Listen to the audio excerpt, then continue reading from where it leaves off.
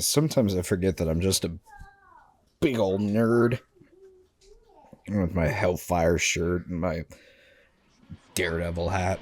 I'm a big old nerd.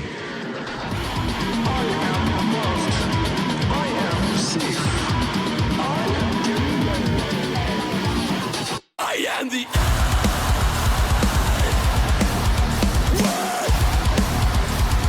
How's it going, everybody? Alec the author here, bringing you our Friday update today, February the 6th, 2026. I actually have a lot to talk about today because it has been a very, very productive week and a half.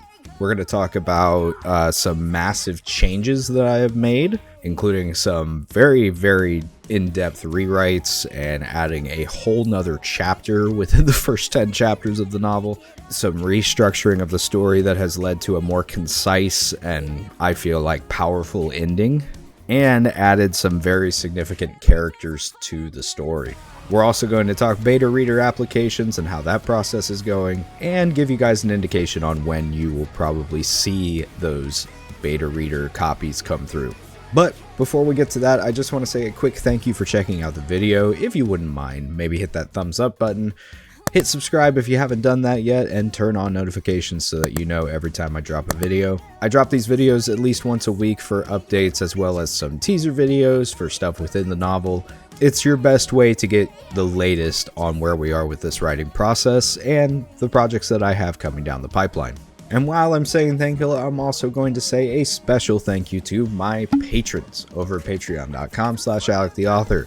Without these incredible folks, nothing that I do here would ever happen. So thank you, patrons. Thank you, thank you, thank you. If you possibly want to get your name up on this list and support the channel, support what I do, support the writing, head on over to patreon.com/AlecTheAuthor. There you can pick a rewards tier that best fits not just your budget, but also what you want, because there's a ton of stuff on there. So check that out. Support today. You can do that for like $3 a month. Not too bad. Not too bad. Every single supporter and patron goes a long way to keeping me afloat and keeping me doing what I'm doing. So thank you guys, and thank you for your consideration.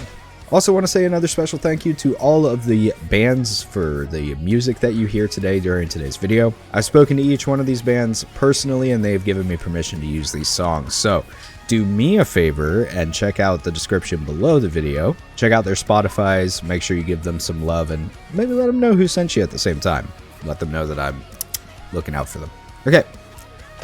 Enough of that. Let's get into the meat and potatoes of today's video, because like I said, I've got a lot to share with you guys this week. So over the weekend, this past week, I went back and was kind of rereading through some of the stuff that I had written, just as something wasn't feeling quite right to me, and it was the ending. The ending was not really coming out the way that I wanted it to. So because of that, I went back to the beginning and I was kind of flipping through things, and I felt like something was missing. Deeply missing within the story. It wasn't until I was doing a bit of research, which is something that a lot of fiction authors do, is that especially for dealing with subject matter that is tied to the real world, we will do a whole lot of research on it. So given the fact that this novel in particular, Abandon All Hope, has a lot of roots in demonology and is inspired a lot by like Dante's Inferno and things like that from the Divine Comedy, I was doing a fair bit of research and I noticed what was missing, and that's that I didn't really tie the story well grounded to the more religious side of the mythos behind demonology and things like that.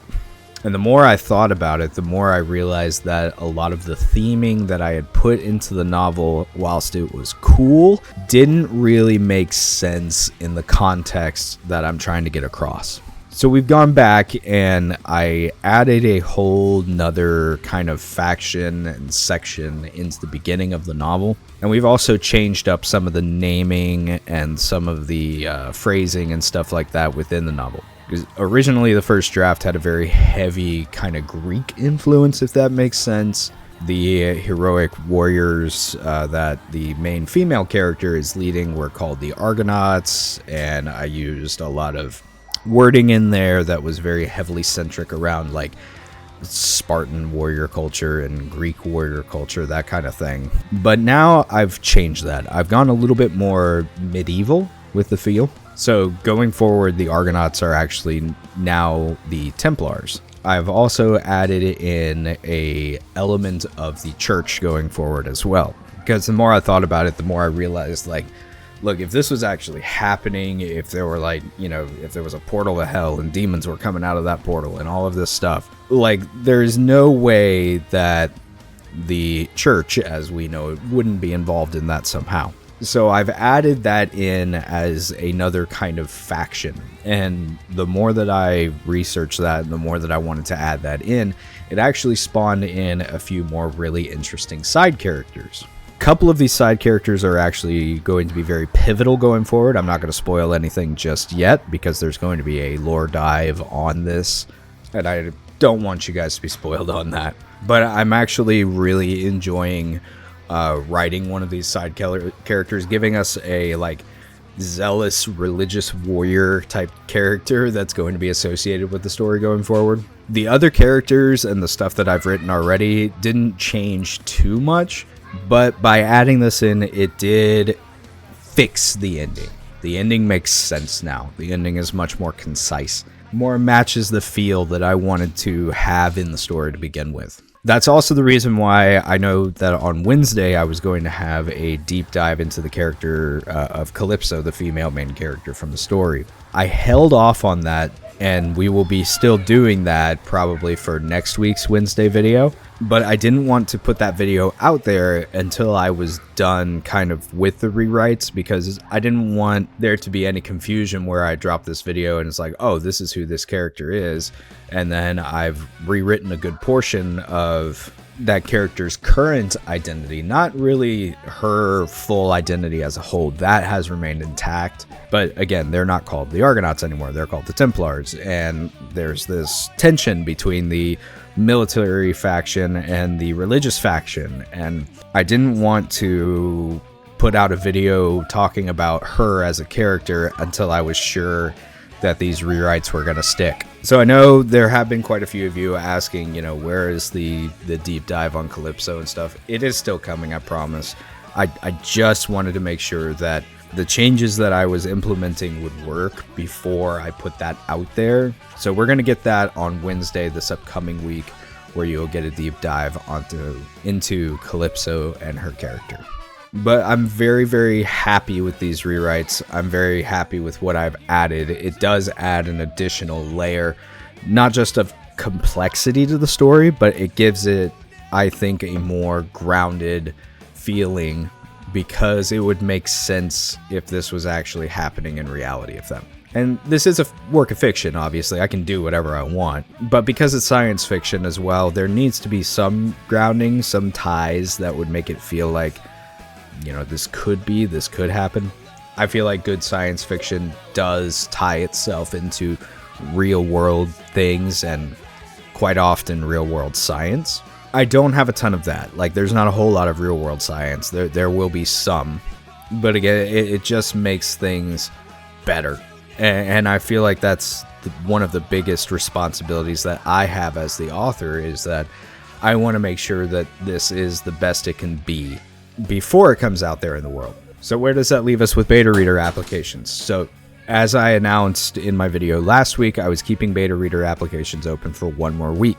Beta reader applications are going to officially close this Sunday, the 8th. Once beta reader applications are closed, I will at that point go through all the applications and I will pick my 30 participants.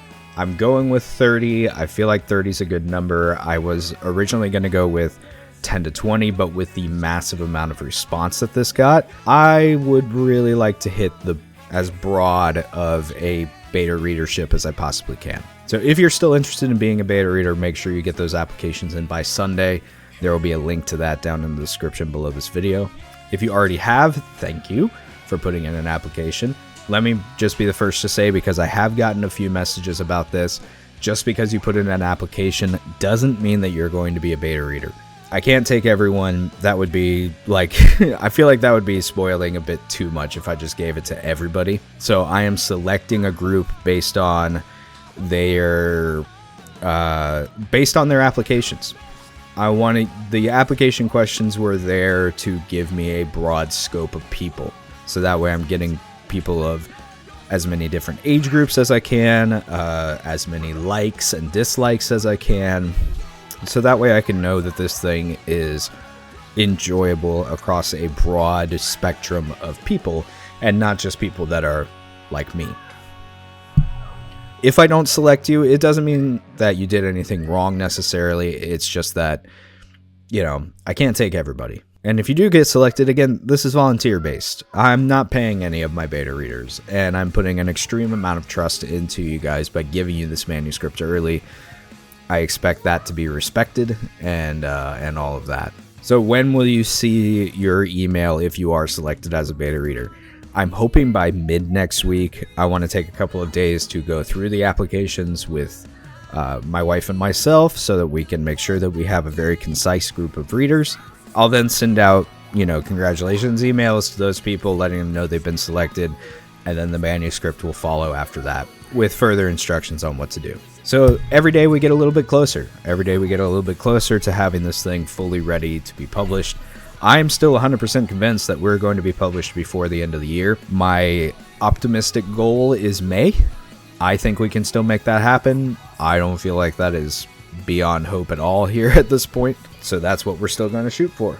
I want to have enough time to finish the rewrites before I give this thing fully out to my beta readers. So don't be surprised if it's like the end of next week or even the beginning of the week after before you actually get the manuscript. Just because, again, I need a couple days to pick people out, make sure my list is concise, get everybody on board, and then I will be sending out the manuscript after I finish these rewrites. The rewrites did add more than a few thousand words to the actual manuscript, so I'm also currently in the process of going back through the things that I have written and making sure, again, it all ties together with the rewrites that I did at the beginning of the novel, and making some cuts where I need to, just so that we still fall within that 70 to 90k word range. That is a process, and it's not something that I'm going to rush. So if you send me a message and are like, hey, where's my beta reader copy? No, please don't do that. The beta reader copies will go out to the beta readers when I am ready and when I feel like it is ready. That's a dangerous statement to make, I know, because like an artist is never fully happy with their art, but I wouldn't have put out the call for beta readers if I wasn't ready to make the step. So you guys will just have to trust me a bit, just like I'll be trusting you by giving you my unfinished baby. Once I get those out to the beta readers and stuff, then we will have a more, I think, concise vision on where we will go from there. I am in talks right now with a couple of people to help me with other portions of it, like a cover artist and a developmental editor and stuff like that. So we'll see how that goes. A lot of that will be funds based, who I can afford to hire. Right now, not. Hopefully by the time I'm ready for that, yay. But right now, not. So if you want to support that, patreon.com/AlecTheAuthor, you can definitely do that. Or visit my live streams and you can donate directly through my Ko-Fi link. That's also on there. That will go a long way to getting us there. A long, long, long way. Speaking of live streams, those will be returning next week as well. Again, while I was hit with this kind of bout of inspiration and doing all of these rewrites, the other stuff kind of took a back seat, just because I felt like it was important to get this stuff out while I possibly could, or as soon as I possibly could, rather. So lives and Twitch streams and all of that return next week. I would see you guys there for that. But that's really all I had to say today, guys. That's our writing update. That's where we stand right now. We're in a good place. We are making forward progress. I don't feel stalled. I don't feel like we're breaking down at all here. We're still moving forward, and I'm still pumped to get this thing out to you. Thank you guys so much for joining. Again, if you wouldn't mind just giving this video a thumbs up if you liked it, share it around with your friends, hit that subscribe button to help us get to our 1,000 subscriber mark. It would really go a long way to helping me out. I love you guys. Remember, be excellent to each other, and I will see you in the next video. Y'all take care.